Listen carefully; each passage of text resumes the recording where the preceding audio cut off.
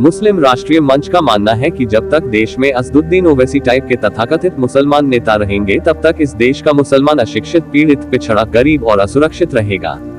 विश्व इतिहास में स्वर्णिम अक्षरों में लिखा जाएगा। मुस्लिम राष्ट्रीय मंच के 350 श्रद्धालु 6 दिन की पदयात्रा करके लखनऊ से अयोध्या श्री राम मंदिर रामलला के दर्शन करने पहुंचे। इस दल का नेतृत्व मंच के संयोजक राजा रईस और प्रांत संयोजक शेर अली खान ने किया।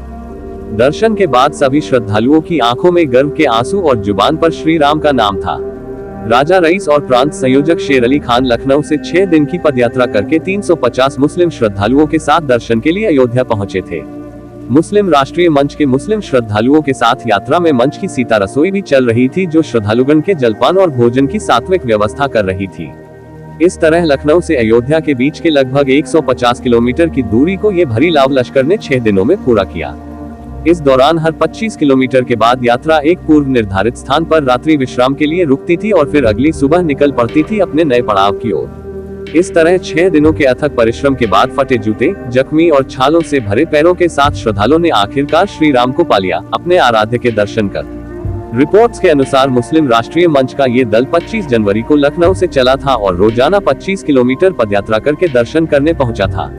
शाहिद ने बताया कि इस मौके पर श्रद्धालुओं ने कहा कि इमाम ए हिंद राम के गरिमाई दर्शन का ये पल उनके पूरे जीवन काल के लिए सुखद स्मृति के रूप में रहेगा।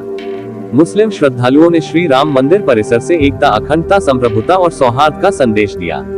मुस्लिम राष्ट्रीय मंच का मानना है कि जब तक देश में असदुद्दीन ओवैसी टाइप के तथाकथित मुसलमान नेता रहेंगे तब तक इस देश का मुसलमान अशिक्षित, पीड़ित, पिछड़ा, गरीब और असुरक्षित रहेगा।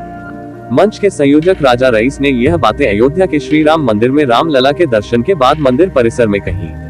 उन्होंने कहा कि राम हम सभी के पूर्वज थे, हैं और रहेंगे। राजा रईस और शेर अली खान ने कहा कि हमारे नबी ने फरमाया है, देश से मोहब्बत आधा ईमान है। देश और इंसानियत सर्वोपरि है। धर्म, मजहब, जात पात ये सब छोटी चीज है। धर्म, पूजा पद्धति, ऊपर वाले को याद करने का तरीका भले ही अपने अपने तरीके और हिसाब से होता है, लेकिन किसी भी मजहब में यह नहीं सिखाया जाता है कि दूसरे धर्म की निंदा करो, मजाक उड़ाओ। ये सभी ईमान, इंसानियत, इस्लाम और वतन की तौहीन। उन्होंने कहा कि मंच का मानना है कि हमारा मुल्क, हमारी सभ्यता, हमारा संविधान नहीं सिखाता है आपस में बैर रखना। अगर कोई अलग धर्म का इंसान किसी अलग धर्म के इबादतगाह या पूजा स्थल पर चला जाए तो इसका मतलब ये कतई नहीं मानना चाहिए कि उसने खुद का धर्म और मजहब छोड़ दिया है। क्या दूसरे की खुशी में शामिल होना जुर्म है? मंच का मानना है कि अगर यह जुर्म है तो फिर हर हिंदुस्तानी को यह जुर्म करना चाहिए। राजा रईस और शेर खान ने इसको विस्तार से समझाते हुए बताया कि यदि मुसलमानों के घर ईद और बकरीद के मौके पर गैर मुस्लिम आते हैं, मोहब्बत का पैगाम देते हैं और खुशियों में शामिल होते हैं, खाते पीते हैं, तो क्या उन गैर मुस्लिम का धर्म भ्रष्ट हो जाता है? किसी गैर मुस्लिम के गम में अगर हम शरीक होते हैं, मौत पर मातम छाया होता है, पूजा पाठ हो रहा होता है, तो क्या मुसलमानों का दीन, ईमान और इस्लाम इतना कमजोर है कि वो खतरे में आ जाएगा? इसी तरह अगर उमेर इलियासी राम मंदिर प्राण प्रतिष्ठा में शिरकत करने गए या हम सभी 350 मुस्लिम श्रद्धालु दर्शन करने आए तो देश और इंसानियत का सम्मान करते हुए मान बढ़ाने आए।